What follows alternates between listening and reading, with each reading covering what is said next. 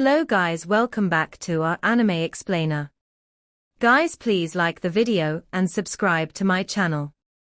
Today is explanation of Tales of Herding God Part 104 based on novel. So let's start.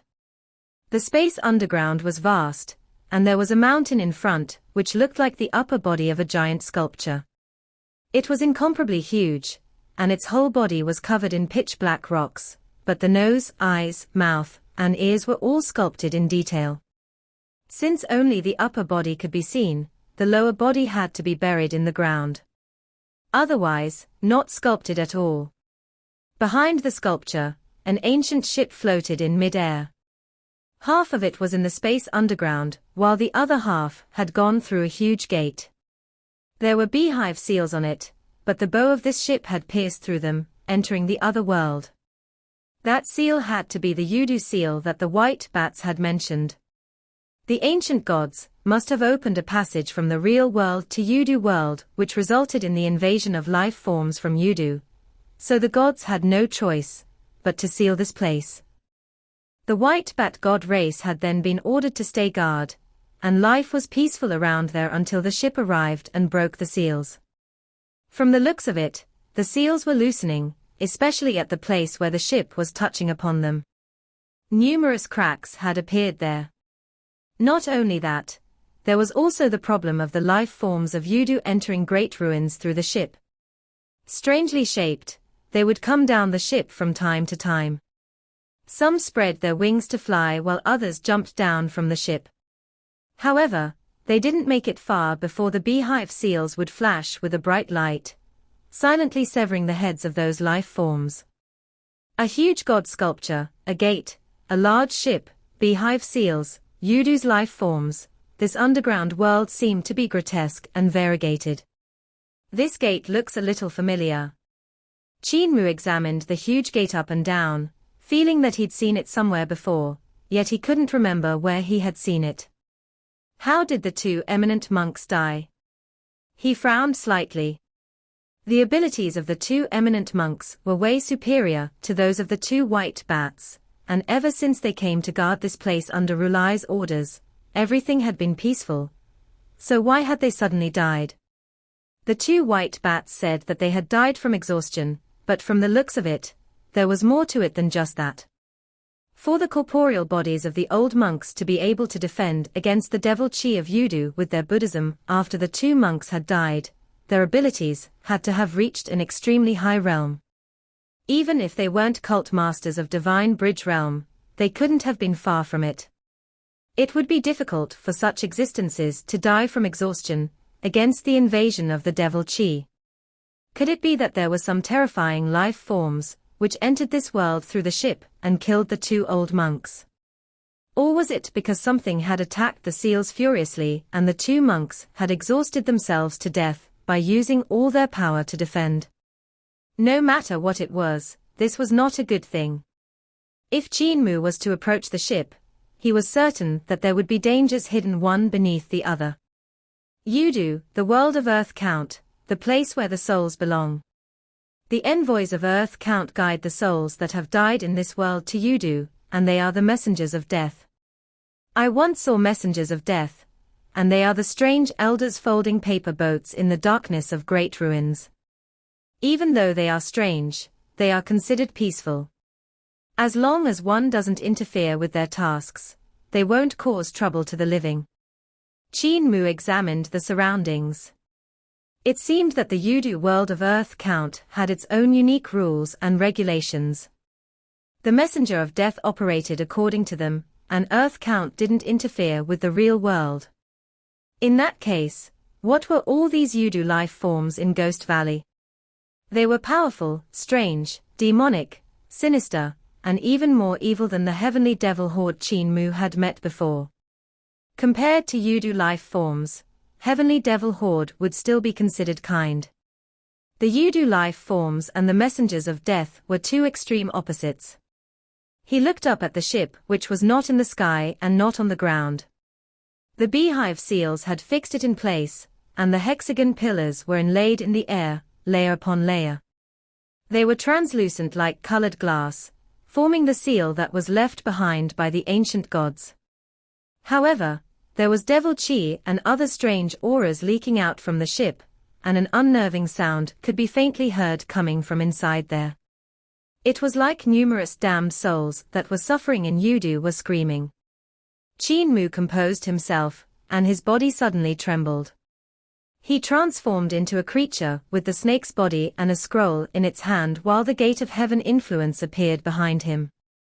His snake tail slithered forward, rising up into the sky, avoiding the god's sculpture in front to enter the ship.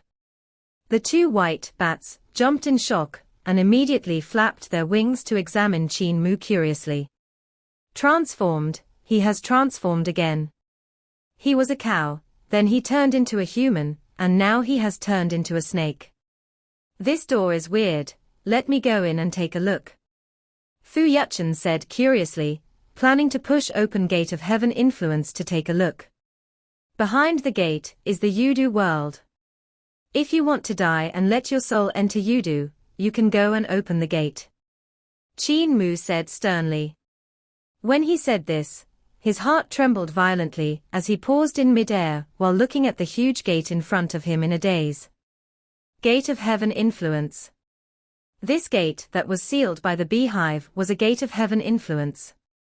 Since that was so, then what was the sculpture? Qin Mu turned his head back with difficulty and looked at the sculpture of the god. Didn't the sculpture and the gate of heaven influence match Qin Mu's current appearance? This is not a sculpture, it's someone who has perfectly cultivated the form of Saturn's sovereign, like me. Qin Mu's mind was blown. Even though the form of Saturn's sovereign always had a human head and snake's body, not everyone could cultivate gate of heaven influence and the scroll in hand. Even Eternal Peace Imperial Preceptor, who was known as the saint that appears once every 500 years, had not managed to cultivate this form. This was the most perfect form. Qin Mu had once thought that this was the symbol of Overlord body, and also the reason for his confidence that Eternal Peace Imperial Preceptor could never be as strong as him. And now, he met another existence that had succeeded in cultivating gate of heaven influence. Is this an ancient Overlord body? Why is he petrified? Why has he turned into such a state? Qin Mu stood in the air silently and looked at the god sculpture. But it wasn't a god sculpture, though. It was a god in Saturn's sovereign's form that was petrified. Half of his body should be buried underground. His gate of heaven influence had become the gate which linked Yudu and the real world, but it was hard to say why the gate had lost control. This resulted in the life forms of Yudu flooding out from the door and creating havoc in the real world, thus the ancient gods had no choice but to seal this gate. In that case, how was he petrified and who petrified him? Qin Mu was slightly puzzled. What had this ancient Overlord body encountered to fall into such a state? Why didn't gate of heaven influence close and vanish after he died? Why had it become a gate between Yudu and reality? The white bats said the ancient gods had opened a gate between Yudu and reality, but what did that mean? Did the two bats know about the incident that had happened back then? Qin Mu composed himself and abandoned all the messy thoughts in his head. He turned his body around and slithered toward that ship. Many things that the current generations viewed as strange had happened in the years before the disaster of Great Ruins. Those incidents had long become histories that lay in the dust, turning into mysteries that were waiting for the future generations to uncover the truth. Qin Mu was still very weak though, and didn't have the ability to uncover the secrets behind everything. He flew at the ship from outer space, carefully closing in on it. The closer he got, the more he felt the immensity of the ship. Of course, when compared to Sun ship and Moon ship, this ship wasn't considered anything, but when compared to Eternal Peace Empire's flying ships, this one was way larger. This ship didn't seem like it was something from the mortal realm. There were all kinds of strange runes imprinted on its body. Even though many of the runes had been destroyed, there were still some runes that flashed with life once in a while. Between the lighting up and going out, the shapes of the runes would change. If Qin Mu observed them in detail, he was likely to conjecture some marvel from their transformations. However, he had no time to observe the rune markings. He secretly boarded the aft of the ship, and saw many parts of the ship that were already destroyed. The main body was still intact, though. The beehive seals left behind by the ancient gods didn't target him, or the bats. Those seals should only be targeted at Yudu life forms and pose no threat to life forms of the real world. Qin Mu landed on the ground. Behind him, the dragon Qin and the two white bats had also landed on the deck. There was green liquid everywhere on the deck, giving off a faint glow. Qin Mu accidentally slithered into one puddle, and immediately dodged to one side. He discovered that silk-like objects was being pulled out from the sticky liquid. Fu Yuqiu grabbed a handful of sticky liquid and took a sniff. It should be the remnants of the killed insects. The dragon Qin shook his body and balls of true fire flew out, burning away all the sticky liquid on the deck. Suddenly, a ball of devil chi flew out from the bow of the ship, and the true fire of the dragon Qin was instantly extinguished. Fu Yuqiu and Fu Yuchen hurriedly flashed to the front of Qin Mu, opening their mouths to give off silent screeches, which clashed with that devil chi. Boom! An unimaginably huge force came sweeping over to blow the two white bats away. Even Qin Mu and the dragon Qin behind them were lifted up into mid-air. Each of them landed on the ground and looked ahead with worry. The darkness flooded forward as if it had a consciousness, closing in on them. The dragon Qin growled and trembled. Crackles came out from his body as he expanded, and the dragon's scales gave off piercing sounds as they scraped against each other. In an instant, he revealed his true form and transformed into a half-dragon half-Qin behemoth. Flames and lightning burst off from his body and surged toward the depths of the ship. The dragon Qin opened his mouth, spewing out flames and lightning. His abilities were superb, and even experts of celestial being realm would have to temporarily avoid the cutting edge of this strike. However, it landed into the flooding darkness like a clay ox entering the sea, making no ripple at all. The two white bats flapped their wings and spun in mid-air. The fine white hair on their bodies instantly flew out like rain, shooting into the darkness like countless white needles. After that, the two bats called the hair back, yet no matter what they did, the hair wouldn't come back. For an instant, they were like two huge rats that had shed all their hair, standing in the open and shivering. The darkness still continued to pour forward at a pace that was neither fast nor slow. A gentle laughter came from inside it and said something incomprehensible. It wasn't a god's voice, nor was it a devil's voice, and it definitely wasn't a Buddhist incantation.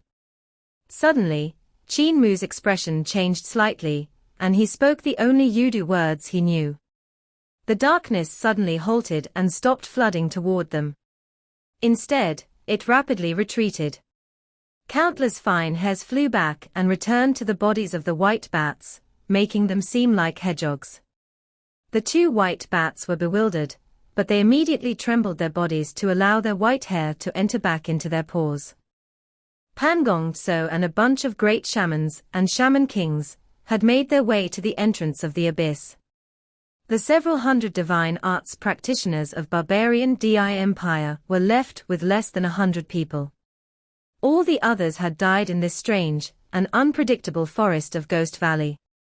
Even if there had been countless expeditions of Roland's Golden Palace's great shamans, who had explored this place in the past, the large-scale exploration this time still resulted in great casualties. To Pangong So, it didn't matter how many people had died as long as he wasn't one of them. The lives of these soldiers, great shamans, and even shaman kings were disposable. The purpose of bringing all these people was to have them protect him, to use their corpses to pave out a path to the center of Ghost Valley. As an old monster that had lived for 10,000 years, he could overlook the lives of anyone. The only one he treasured was himself. "I'm finally here." Pangong So stood at the side of the abyss and looked down with infatuation. Ghost Valley had only entered his sight 16 years ago. The incident of a flying ship from outer space crashing into Ghost Valley had led to the attention of three powers.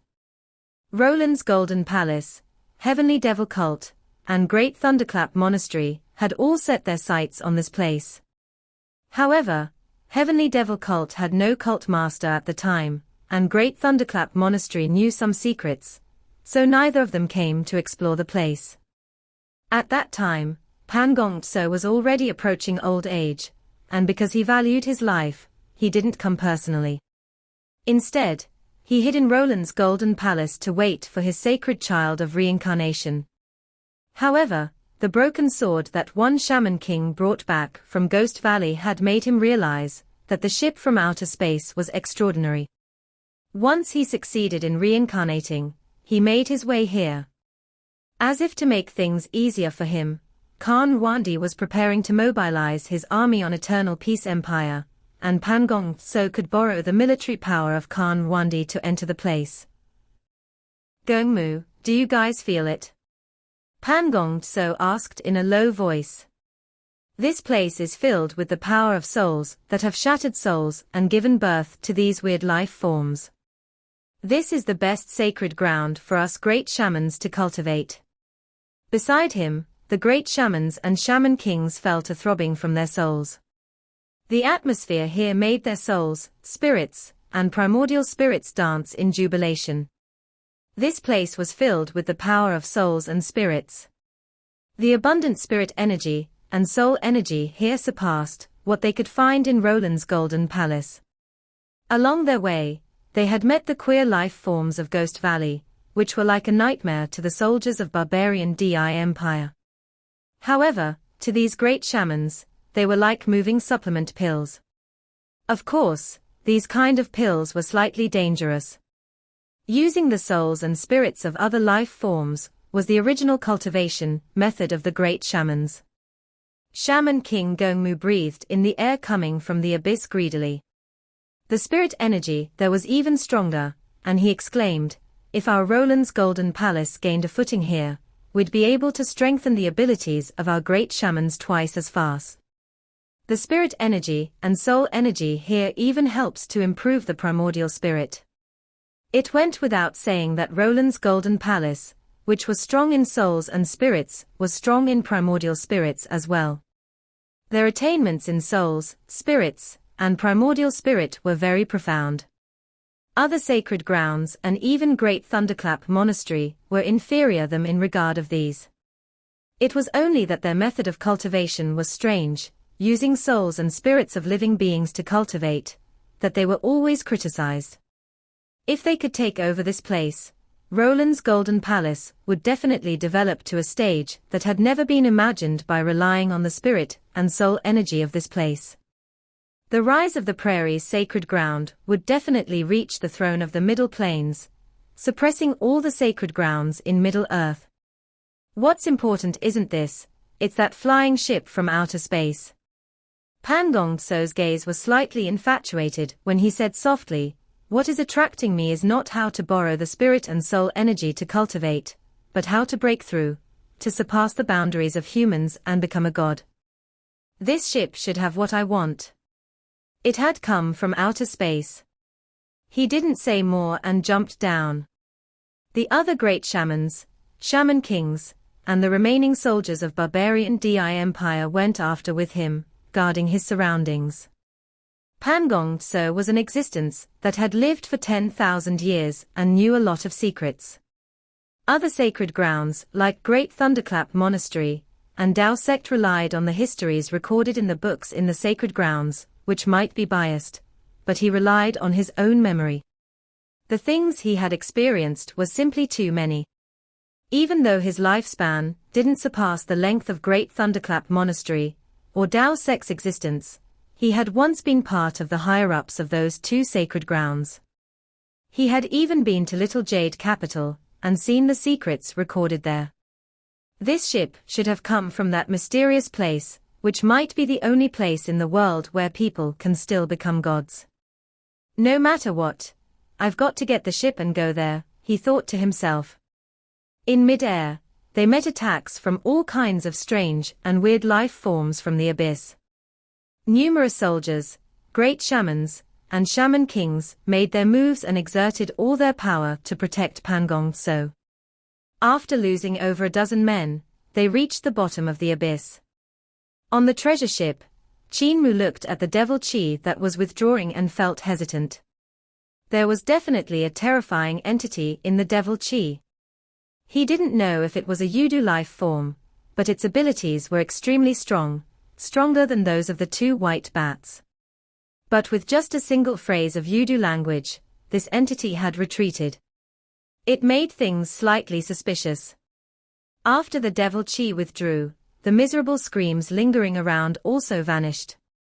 The surroundings became incomparably quiet, and the strange life forms pouring out from Yudu world vanished. Because of the silence, things seemed even stranger. The entity that exhausted the two eminent monks to death must be on this ship. Qin Mu frowned. The silence on the ship was terrifying. Fatty Dragon, Yuchen, Yuchio, let's go in and take a look. If we meet with any danger, we'll immediately leave. Qin Mu said solemnly and took a step forward. Fu Yuchen and Fu Yuchio immediately came in front of him while flapping their wings. The two white bats flew silently with their heads lower than their feet. The dragon Qilin followed after the group, guarding the back. They moved forward from the left of the treasured ship, and encountered the beehive seals when they reached the center. The beehive seals here were still very densely packed together, allowing little devil Qi to leak through the cracks. Suddenly, the structure beside them creaked, and a door opened up. A faint light came from inside.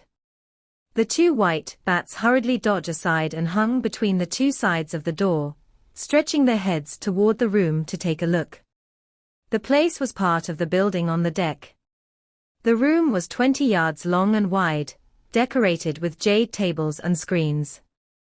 The candlesticks on the jade table were alight, and there was a censer in the mouth of the bronze crane. Smoke was rising from it in spirals. There was nobody else in the room, but from the looks of the candlesticks and censer, someone seemed to have been there moments ago. This place is safe, Fu Yuchen said. Qin Mu opened his green heavens eyes to look in and saw no problem. He then did another sweep with Cinnabar heaven's eyes, but could still see nothing wrong. They walked into the room and looked around. Fu Yuchio said, "Weird, this door has never opened before, but it opened today." Never opened before. Qin Mu was slightly stunned. The two white bats nodded in unison. The doors on this ship couldn't be opened even with all our strength, it's very weird. There were not many things in this room besides screen embroidered with green mountains and blue waters. There was a small boat in the heart of the river, and an elder sitting on the bow of the boat, fishing. One of the white bats came to the front of the jade table, wanting to pick up a candlestick, yet he couldn't lift it, so he could only drop the thought. Qin Mu took a look around this place. He faintly sensed someone looking at them, yet he couldn't find the source of the gaze. It pushed him to a state of alertness. His gaze went around his surroundings, but the feeling of being watched remained. His vital qi poured out and transformed into a mirror that reflected the surroundings. At that moment, he saw the fishing old man in the painting secretly turn his head back to examine their group. Qin Mu turned and pounced at the screen. The old man lost his head out from fear and immediately threw down the fishing rod while leaping away himself. He was extremely agile, running from this screen to the wall before disappearing through a door. Qin Mu immediately gave chase and opened the door to rush out, but it slammed closed. Astonished, Qin Mu retreated backward, and carefree sword that was on his back rose into the sky, transforming into wave sword form to protect his body. At the same time, he stretched his hand out to push the door behind him while saying in a solemn voice, "Fu brothers, Fatty Dragon, come quickly." Fu brothers. Qin Mu turned his head back and was stunned. This room wasn't the one he'd entered before. Instead, it was some woman's embroidery room. Meanwhile, the room that he had come from had vanished without a trace. The two white bats and the dragon Qin hurriedly pushed open the door, but they were met with emptiness, Qin Mu having vanished into thin air. Their expressions changed drastically, and they hurriedly pushed open the doors to the other rooms, but they still couldn't find any traces of Qin Mu. That's not right. The dragon Qin had pushed open the door behind him and stretched his head out to look. This is not the room that we come from. There's something strange with the rooms in this ship. The two white bats closed the door which they had opened and saw that the room had changed into another one when they opened it again. They did this a few more times, and each time they closed and opened the door, the room would be different. We're goners. Fu Yachun had an ashen expression and his voice quivered. If we don't find him, our white bat god race will go extinct once the toxicity flares up. Don't panic, the dragon Qin said. There definitely has to be a limit to the rooms here, there can't be infinite rooms. As long as we find the previous room, we will be able to find a pattern. That's right, how are your algebra attainments? Qin Mu's heart leaped, and he immediately walked into the embroidery room. He closed the door behind him while thinking, I came through the same door, so why did it become another room after closing and opening the door? There's definitely some method used to overlap space. Even though this ship is huge, there can't be infinite rooms in this building, there's definitely a limit. As long as the number of rooms has a limit, we'll be able to find a pattern. He calmed himself and examined his surroundings. This embroidery room had wall lamps lighted, and on the walls hung a few embroideries. Below them was a work table with a handkerchief of dragons playing with phoenixes on one side. The writing table was farther away. It held a brush, ink, papers, and inkstone, while a mat was situated below to sit. The ink on the paper had yet to dry. The moist dew moving to and fro under the tender yellow wind. The night show of the human world is not inadvertent, the refined character and light makeup that's as beautiful as the sky. Who could match it? After this, the words were abruptly cut off. Something urgent must have happened, because of which the person couldn't continue to write. Qin Mu examined the handwriting and praised, this technique is not inferior to mine, it's a little graceful. At this moment, the fishing elder suddenly entered the writings in front of him and blinked at him. Qin Mu sneered and raised the brush to smear him, when that elder jumped onto the table. He then ran onto the wall and escaped through another door. Qin Mu immediately chased after him with the brush in hand. The elder in the painting vanished after going into the next room, and Qin Mu didn't know where he had hidden himself this time. Qin Mu entered the room and looked around. It was a study, and the books there were very ancient. He pulled one out and wanted to open it, but he couldn't do it no matter how hard he tried. Suddenly, the elder in the painting jumped out from the book and entered another book. Qin Mu hurriedly pulled out that book, and this time he could open it. He flipped through it and saw that it was a family register. First generation, founding Emperor Qin, his name Yi, common lord of the world. Qin Mu was stunned. Founding Emperor from sword of founding Emperor Sea of Blood. The surname of this founding emperor is also Qin, the same as mine. The family register was very thick, having recorded the life and marriage of every person with the surname Qin with a few words. Qin Mu flipped through the book to find the old man in the painting. When he reached the last page, there was only a sentence there. 107th generation, son of Hanjin, Fengqing. After it, the family register was cut off. Pangong So and the rest finally reached the treasured ship. Along the way, 20-30 more people had lost their lives due to the strange attacks from the life forms of Ghost Valley. Your Highness, the cultivation of these two monks isn't weak, they are nearly at the realm of Rulai. Shaman King Mu saw the two old monks sitting on the two cliffs, and his eyes lit up. Their corporeal bodies can be used to refine quite a decent treasure. I'll fetch them over. Pangong So didn't express his opinion, so Shaman King Mu immediately led his men up to the shrine on the cliff, toward the corporeal bodies of the two old monks. Even though the old monks were already dead, they still gave off Buddha rays. With the vibration of the Buddha voice, they defended against the devil chi that was pouring inside. The moment the corporeal bodies of the two old monks were taken away, the devil chi behind the beehive seals instantly trembled violently, causing the seals to waver from the endless bombardment. The devil chi poured out from the beehive seals all of a sudden, and the impact caused more cracks to appear on the seals. The old ones in the meantime became much larger. An indistinct dull sound came from the back of the seals, and the devil chi suddenly withdrew back behind the seals, and the terrifying impact quietened down. The silence was out of the ordinary. I'm finally here, next to the ship that carries my hopes to become a god. Pangong So looked at the ship from outer space, and the calm heart of his was slightly excited. With lotuses blooming under his feet, he rose up into the air. Everyone came onto the ship and looked around. Suddenly, a great shaman discovered an open door and immediately reported it. Pangong So brought everyone into the room, while a few soldiers remained to scout out the way.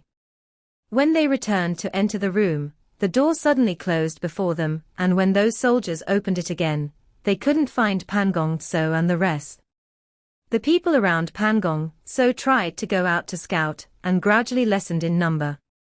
Even if Pangong So didn't care about their lives, he couldn't help panicking at this moment. Don't walk away. Pangong So had a grim expression, as he examined the doors in details and sneered. Integration spell, space integration, layer interlocking layer. I once saw records of this kind of spell in Little Jade Capital. It's a spell from the period of founding emperor. Shaman King Mu had not lost his way, and said in glee when he heard Pangong So's words, "Your Highness definitely knows the method to solve it." Pangong So shook his head. Little Jade Capital had no records of the method to solve it. However, a spell of integration is a kind of spell of space and algebra. My attainments in the path of algebra are very high, to the point that even Tao Master might not even be stronger than me. Calculating the method to solve this isn't difficult for me. Let us go. I want to see if the spell of integration will be able to block me or not. In the study room of the treasured ship, Qin Mu closed the family register. The last person of founding emperor's bloodline is called Qin Fengqing. Could the owner of this ship be this Qin Fengqing? Founding emperor's Qin family goes back to the dim and distant past. It's a family that's been influential for generations. The owner of this ship, Qin Fengqing, had the surname Qin, so did he have a blood relation with me? Qin Mu was about to put the family register back on the bookshelf, when a strange force made him stop, and stuff this family register into his Dao Tai sack. Just as he placed the family register, he saw that old man from the painting popping out and running onto the table, appearing on the papers that were there. Qin Mu was about to capture the weird person from the painting when a figure suddenly flashed in front of his eyes. A young man appeared in front of the table and walked toward him.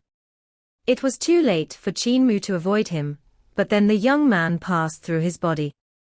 He was an apparition.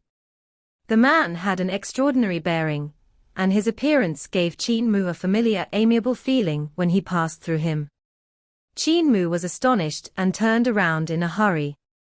He saw the young man in white walking unhurriedly, until he stopped before a wall and made the motion of opening a door. Then he vanished. Qin Mu immediately went forward and indeed saw a door. He opened it and walked through, and saw the man in white again. The place they were in was a hall in the building that suddenly filled with people walking to and fro. There were countless bodies moving about, and Qin Mu had no idea where they had come from out of nowhere. He was caught off guard, and numerous people passed through his body.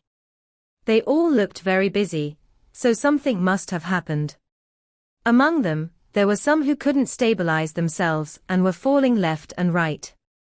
It seemed like the ship had suffered an impact that was extremely violent and caused many of the people in the hall to fly around. There were some who got heavily injured and vomited blood. The man in white raised his hands, and all of the people were suspended in the air before gradually landing on the ground. Even though the ship was still trembling violently, everyone stood steadily where they were.